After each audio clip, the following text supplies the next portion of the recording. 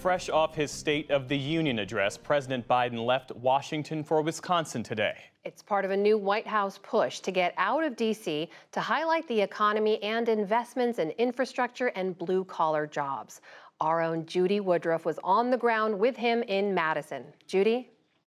Hi, Amna and Jeff. So early this afternoon, the president toured a union job training site here in DeForest, Wisconsin, just north of Madison, where he underlined his support for trade workers and for training programs. This is all part of the White House push, his push to grow the middle class by creating jobs for people that don't require a four-year college degree.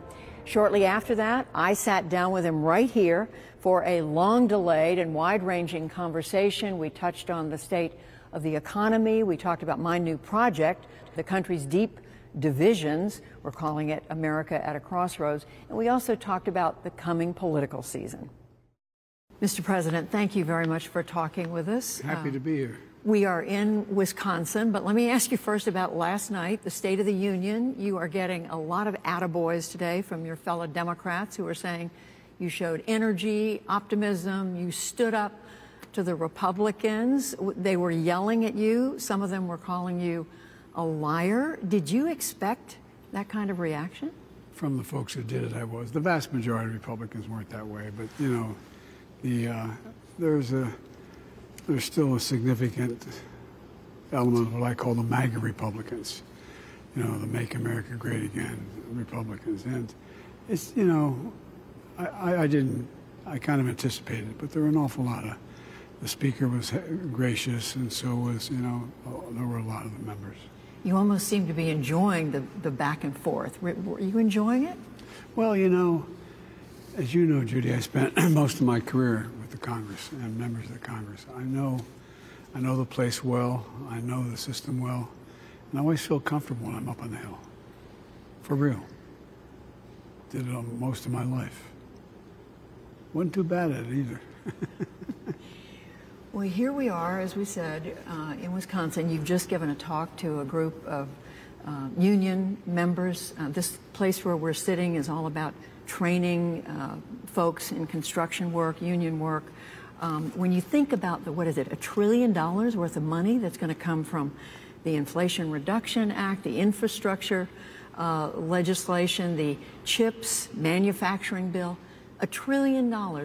How do you see that making a difference? There's a lot more than that. It's going to make a gigantic difference. Look, we've already created 800,000 manufacturing jobs just in 2 years.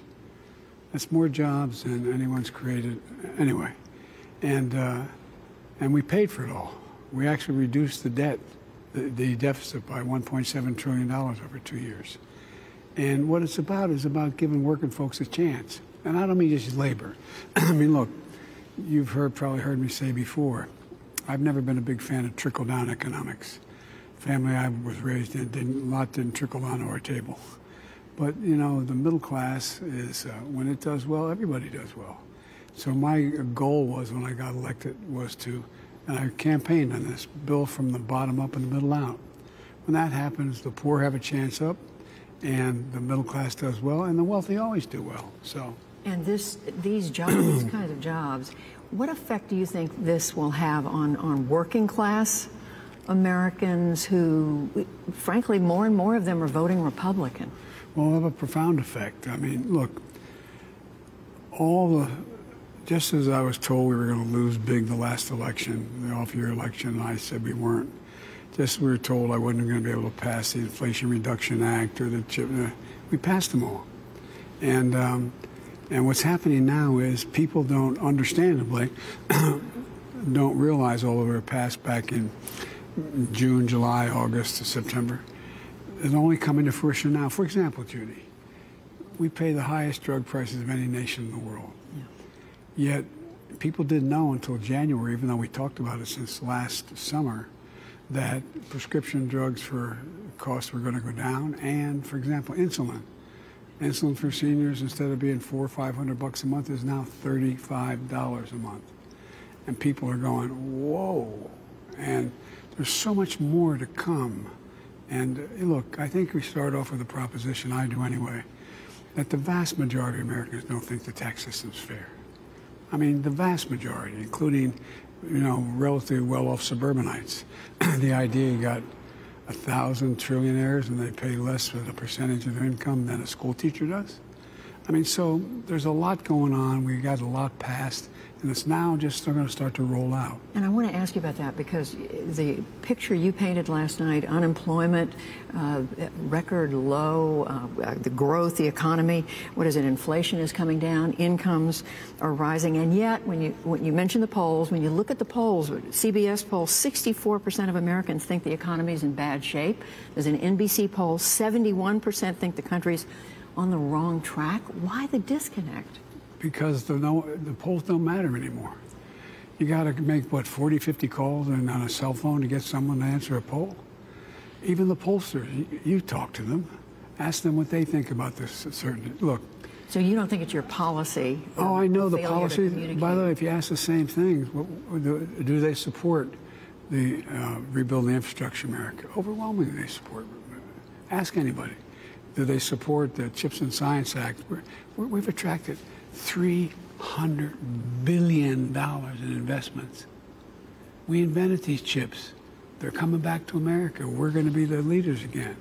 When you ask them about whether or not they think they're paying too much for drug prices, overwhelmingly yes. So it's all just, look, people have been through hell the last several years, the last 5 years.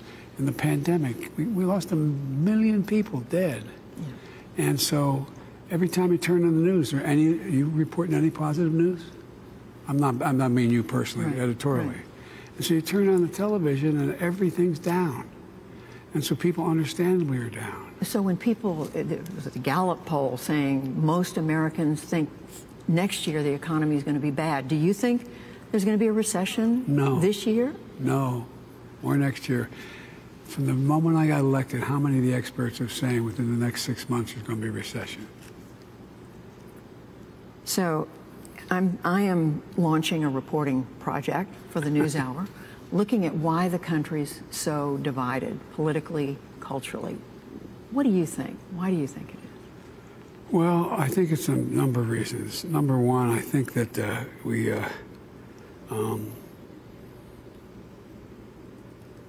there was a deliberate effort by the last guy to play on people's fears and to appeal to base instincts. I mean, and it's not who we are. But people are, I also noticed a fair amount of Republicans standing up last night and clapping. For example, when I pointed out that some Republicans were talking about eliminating Medicare. They said, no. I said, oh, okay. That means all of you are for supporting Medicare? Everybody raise your hand. They all raise their hand. So guess what? We accomplished something. Unless they break their word, there's going to be no cuts in Medicare or Social Security. My point is, I think it's the way we talk to each other. And I think, look, I think what happened was that the party started to take for granted ordinary blue-collar workers. And they really got hurt. They got hurt the previous 4 or 5 years. And everything went wrong in their lives. Look at all the factories that have closed and left, the United States. Look at all the things that have happened. But they're coming back now. And I just got to make sure everybody knows what we've done, watch how it unfolds, and see what happens. You came to Washington, to the Senate, 50 years ago. This was just before Watergate, but there had been assassinations, Vietnam War, civil rights struggles. Do you think now is worse than then? How do you compare it? I don't think it was better or worse. I think what happened was then we had a different set of problems, but we didn't have many people playing on the fears of the American people. There was just genuine debate about and discord about the war in Vietnam. The civil rights movement, which got me involved in politics in the first place, was just to reaching a culmination point where we passed the Civil Rights Act and a number of things. So I think it's a process, and I think that most Americans are of the view that We've got this has gotten too mean. It's gotten too personal, gotten too divisive. And I think one of the things the message they sent this last election was, come on, work together, get something done for us. And speaking of that, this last session of Congress, as you said last night, a lot was accomplished. I mean, including bipartisan in a bipartisan way. Yeah.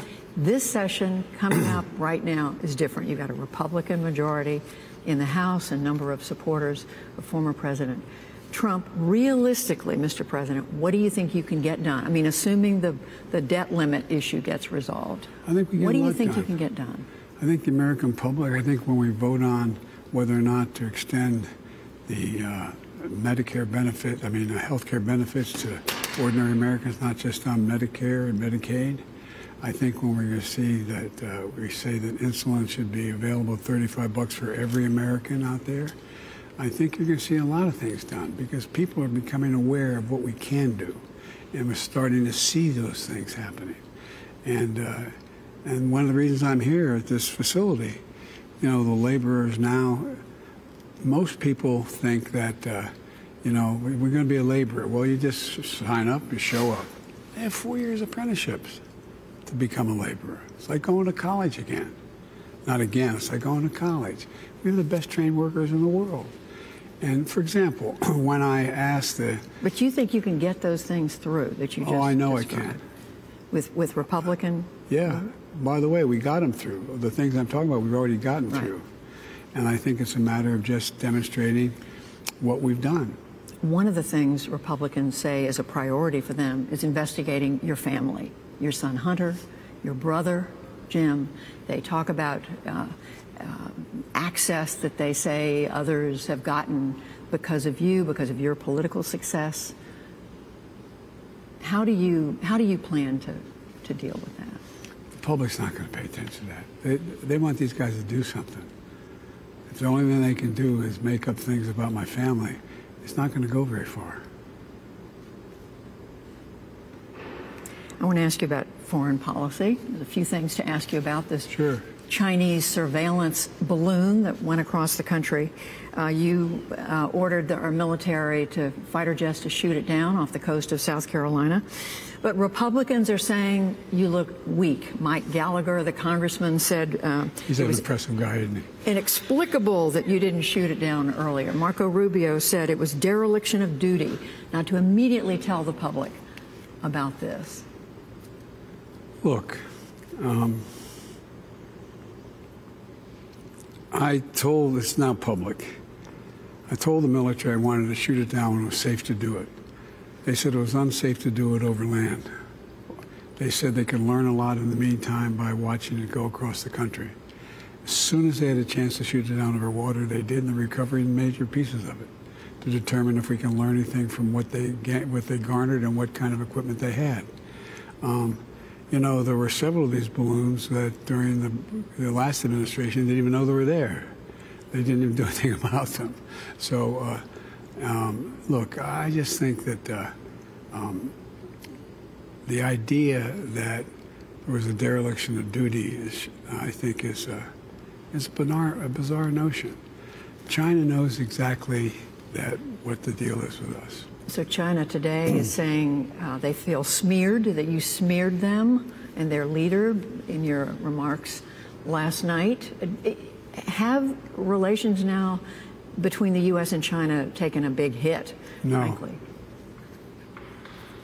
No. How do you know? I know. I talked to him. You've talked to Xi Jinping? To Xi Jinping before. And our team talks to their people. During this and since? Yeah, after this. I haven't talked to them during this. Oh. But look, I mean, the idea of shooting down a balloon that's gathering information over America that makes relations worse. Look, I made it real clear to Xi Jinping that we're going to compete fully with China, but we're not looking for conflict, and that's been the case so far. China has Let me put it another way, as I said. Can you think of any other, and you're very informed in foreign policy, can you think of any other world leader who trade places with Xi Jinping? Not a joke. Can you think of any? Who would? I can't think of one. This man has enormous problems. He has also great potential. But so far, he has an economy that's not functioning very well. He's in a situation where he is, for example, everybody assumed that China would be all in with Russia and Ukraine. Help and tell them, but they're not all in. Matter of fact, I called him this summer to say, this is not a threat, just an observation. Look what's happened to Russia.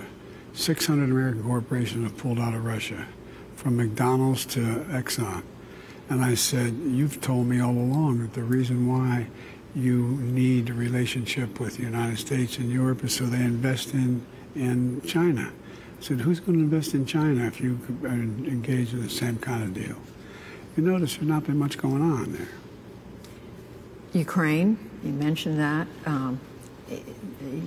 We heard what you said last night, but we now also hear from Jim Jordan, who is the Republican congressman, that maybe some of the money being spent in Ukraine should go for American citizens. We heard Kevin McCarthy begin to raise questions about it. It's now been $100 billion somewhere in that area the U.S. has spent on Ukraine. You said to the ambassador last night, we're with you until, you said, as long as it takes. Does that mean this is an open-ended commitment? It's a firm commitment. Look, when's the last, if these guys, Jordan or whoever you mentioned, the idea that the Russian military, with over 100,000 forces, would invade and try to maraud Ukraine, and us stand by and do nothing? Come on. And what I've done, and I think I'm very proud of it, I've been able to unite NATO completely. He was convinced NATO would collapse. NATO would not be engaged. I've been able to get our Asian allies to join with the Europeans in terms of taking on Russia, whether or not. So, I mean, we have a better relationship and tighter control over our destiny now than we've ever had. And, you have Germany increasing their budget by over 2%. You have Japan doing the same thing. You have, I just don't, if these guys don't want to help Ukraine, I get it, they don't want to do that. But what are they going to do when Russia rolls across Ukraine or into Belarus or anywhere else? So is it open-ended for now? Yeah, it is. Look, there's no way that Putin is going to be able to he's already lost Ukraine. The idea that he's ever going to be able to occupy, well, here's what he thought. He thought that if he invaded Ukraine, first of all, to get a welcome by every Russian speaker, they'd say, come on in. Secondly, he thought what would happen is that NATO would collapse. NATO would not do anything. Right. They'd be afraid to act. Then he thought, anyway, go down the line. None of that's happening. Two other quick questions, Mr. President. Classified documents. It's clear there's a difference between the way you've handled this and former President Trump. You've cooperated with the archives, with the FBI. But I want to ask you quickly about what you said last September. You said just possessing classified documents is, you said, totally irresponsible. So what was totally irresponsible about the fact that you had some? What they've informed me not to speak to this issue to any way try to prejudice the investigation that's going on. But what I was talking about was what was laid out. All these documents were top secret, code word, and all the rest. I'm not at liberty, and I'm not even sure. I made voluntarily, no one's had to threaten to do anything. Voluntarily open every single aperture I have with the house, offices, everything, for them to come and look and spend hours searching my home. Invited them. Nobody. And so, and the best of my knowledge, the kinds of things they picked up are things that from 1974, and stray papers. There may be something else, I don't know. But one of the things that happened is that what was not done well is as they packed up my offices to move them, they didn't do the kind of job that should have been done to go thoroughly through every single piece of literature that's there. Right. But I'll just let the investigation have, decide what's going on, and we'll see what happens. Last question, Mr. President. Every indication you're running for re-election. You haven't announced yet. Democrats, though, I'm sure you know, are saying, we wonder about his age. You'd be 82, date of the next election, 86 if you're successful and elected and finish that term. Does it give you any concern? Watch me. That's all I can say. I mean, it goes from one extreme to the other. Last night I heard that people were saying, well, just watch Biden. My God, age is not an issue anymore. Look, I'm a great respecter of fate. I would be completely, thoroughly honest with the American people if I thought there was any health problem, anything that would keep me from being able to do the job. And so we'll see. I think people have to just watch me. It sounds like you're running. I've made that decision. That's my intention, I think, but I've made that decision firmly yet. Mr. President, thank you very much. Thank you, Judy.